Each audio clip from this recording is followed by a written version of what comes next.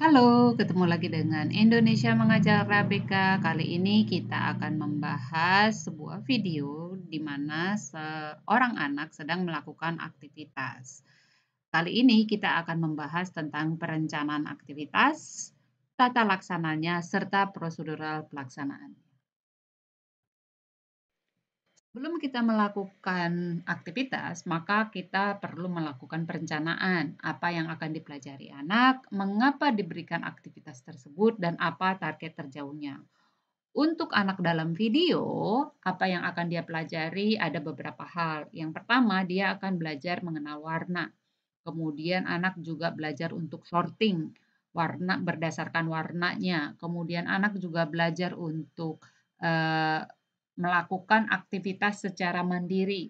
Anak juga belajar ketika dia mengalami kesulitan, sebaiknya dia berbuat apa. Kemudian ketika anak ini sedang teralihkan dengan aktivitas lain atau stimulus lain, dia tahu kapan dia harus kembali lagi kepada tugasnya dan menyelesaikan tugasnya.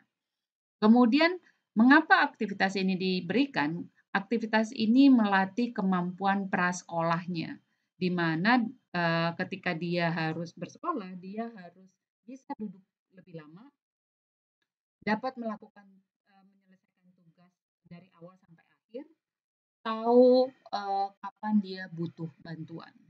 Dan target terjauhnya adalah kemandirian melakukan satu aktivitas. Jadi dia bisa melakukan satu aktivitas dengan masalahnya, kemudian dengan meregulasi dirinya dan lain sebagainya. Setelah kita melakukan perencanaan tugas, maka tahapan berikutnya adalah kita membuat tata laksananya. Bentuk kegiatannya akan seperti apa? Tas analisanya seperti apa? Bantuannya seperti apa dan penguatnya seperti apa? Untuk kasus dalam video, bentuk kegiatannya itu bisa berada di tempat yang berbeda-beda. Tujuan dari variasi situasi atau tempat dia mengerjakan tugas agar anak punya fleksibilitas yang tinggi dan anak juga paham bahwa satu tugas itu bisa berada di situasi yang berbeda-beda. Kemudian kondisi apapun yang terjadi pada saat itu, si anak harus menyelesaikan tugasnya. Dia paham bahwa tugas tersebut harus dikerjakan dan dilaksanakan serta diselesaikan. Nah, kasus analisa untuk kasus anak ini, anak dimulai dengan mempelajari apa itu yang disebut dengan insert block. Insert block ini adalah anak mampu ketika diberikan perintah masukkan, dia memasukkan si bendanya. Jadi anak belajar memasukkan bendanya dulu. Setelah tahapan berikutnya adalah anak memasukkan berdasarkan warnanya. Dia bisa sorting, dia bisa mengelompokkan. Setelah dia bisa mengelompokkan satu, kemudian dua, tiga, dan seterusnya sampai selesai semuanya. Bantuan yang diberikan juga sangat spesifik berdasarkan target aktivitas pada saat itu. Di awal, sekali anak akan diberikan bantuan fisik ketika dia belajar mengenali kata masukkan. Jadi dia memasukkan si insert blocknya ke dalam wadahnya. Berikutnya ketika dia diberikan target warnanya, anak diberikan bantuan verbal. Masukkan kuning, masukkan kuning, masukkan kuning. Begitu seterusnya bergantian dengan warna yang lain. Penguatan untuk anak dalam video itu diberikan setelah sesinya selesai, setelah aktivitasnya selesai. Kenapa harus diberikan seperti itu? Karena anak ini target jauhnya adalah dia kemandirian mengerjakan tugas. Dan untuk anak kasus anak ini khususnya dia senang penguatan yang bentuknya sosial, bermain dan pujian seperti itu. Kita sudah masuk ke tahapan terakhir yaitu prosedural. Perencanaan prosedural ini kita harus pisahkan antara bagaimana melakukan pengkondisian anak, posisi terapis, perintah yang diberikan, dan respon yang diharapkan. Untuk kasus dalam video, pengkondisiannya itu dimulai dari tempat yang berbeda-beda. seperti penjelasan pada saat tata laksana ya, jadi pengkondisiannya bisa berbeda-beda. Apakah anak duduk di atas meja atau di atas karpet atau di atas lantai, itu juga berdasarkan, eee, berdasarkan perencanaan. Nah, kalau dilihat posisi anak, pada saat itu dengan terapis, mereka ada duduk di lantai dan terapisnya ada di dekat dengan si anak. Posisi ini, eee, memberikan signal ke anak bahwa apapun yang terjadi, terapis akan hadir ketika dia mengalami hambatan, ketika dia butuh bantuan, ketika dia, butuh dukungan karena dia berhasil atau tidak berhasil, maka terapis ada di sana, gitu. Posisi ini juga akan memberikan signal ke anak bahwa, anak harus bisa menyelesaikan tugasnya dengan baik. Nah, posisi terapis dalam video itu memang terlihat masih dekat. Untuk independensi, atau kemandirian anak, nantinya akan diharapkan terapis bisa berada di jarak yang lebih jauh atau bahkan mungkin di ruangan yang berbeda. Untuk, dalam video masih di tahap seperti itu. Nah, perintah yang diberikan juga hanya satu perintah, satu kali perintah, sampai anak itu menyelesaikan tugasnya dan, ketika anak bilang sudah, maka baru dikoreksi. Respon anaknya melakukan aktivitas yang diharapkan, sesuai dengan tahapan, eee, aktivitas yang diberikan. Dan untuk dalam video, anak diharapkan menyelesaikan tugas sampai selesai. Oke, kita akan melihat video anak dari awal sampai akhir dan di tiap bagian-bagian saya akan coba jelaskan. Untuk tahap pertama, teman-teman akan melihat bagaimana eh, bagaimana terapis merencanakan tata letak balok yang akan dimasukkan. Teman-teman akan melihat ada dua plastik dengan sengaja direncanakan. Satu plastik itu berisi 3 warna, yang sisanya 2 warna. Balok yang harus diselesaikan anak ada 5 warna. Kenapa harus dipisahkan? Karena ketika anak itu harus melakukan sorting terhadap 5 warna sekaligus, anak belum siap. Maka dibuat perencanaan memisahkan berdasarkan 3 dan 2 warna. Teman-teman juga akan melihat ketika anak melakukan kesalahan tidak diberikan respon sama sekali karena memang sudah direncanakan tugas tersebut harus dilakukan dengan kemandirian dan anak sudah dipastikan bisa mengenali warna sehingga tidak perlu melakukan koreksi ketika dia melakukan kesalahan. Koreksi hanya akan diberikan setelah anak itu selesai mengerjakan tugasnya.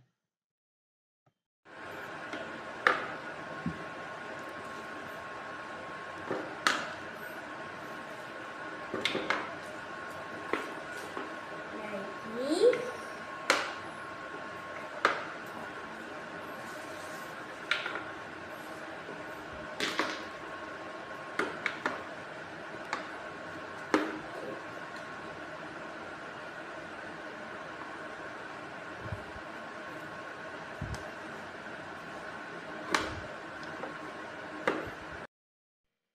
Ketika kita memberikan aktivitas kemandirian, bukan berarti kita tidak merespon anak, karena ada situasi-situasi tertentu anak akan teralihkan karena stimulus yang dia dapat. Di dalam video, teman-teman akan melihat dan mendengar terapis mengatakan kata sakit ketika anak memperlihatkan tangannya yang terluka. Maka terapis tetap berkewajiban memberikan respon.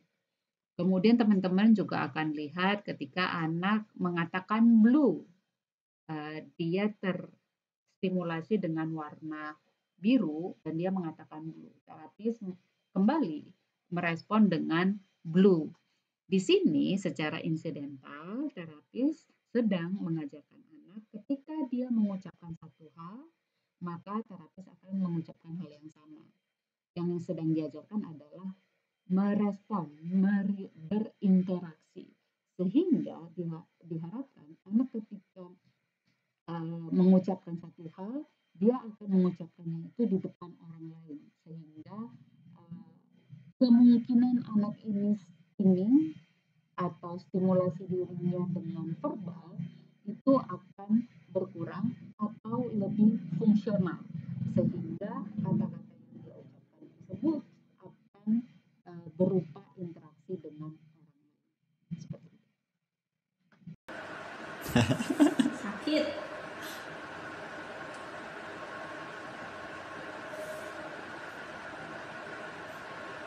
Tiup. Blue.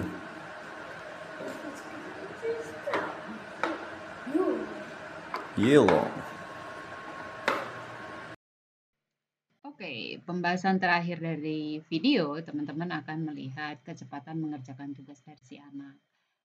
Dalam video, teman-teman akan melihat anak bisa mengerjakan tugasnya dengan kecepatan dia sendiri. Di sini, terapis sedang mengajari anak untuk dia, si anak ya, bisa meregulasi dirinya sendiri. Jadi ketika dia terdistraksi, terganggu dengan stimulasi yang lain, maka dia tahu kapan dia harus kembali mengerjakan tugasnya. Begitu juga ketika dia mengalami kesulitan menaruh si balok, teman-teman akan lihat di akhir video ketika dia kesulitan untuk melakukan koreksi terhadap video, anak bisa menyelesaikannya dengan baik. Dan ketika dia melakukan kesalahan, dia juga mampu memperbaiki kesalahannya tersebut. Mari kita perhatikan videonya berikut ini.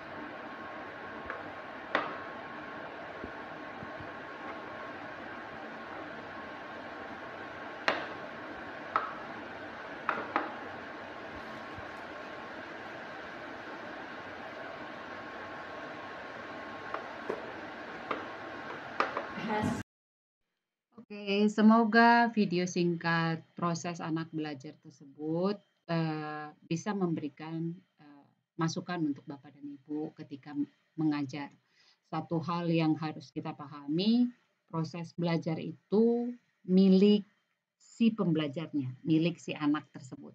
Jadi, berikan dia waktu untuk bisa memahami apa yang sedang diajari, kemudian berikan dia waktu untuk meregulasi dirinya, karena regulasi diri itu datangnya dari diri sendiri.